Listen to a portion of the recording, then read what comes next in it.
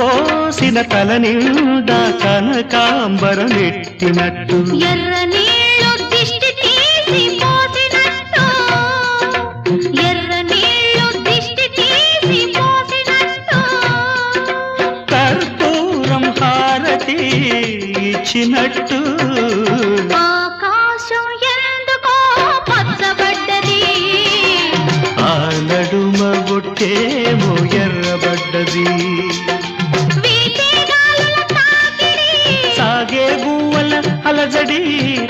రమ్మని పిలిచే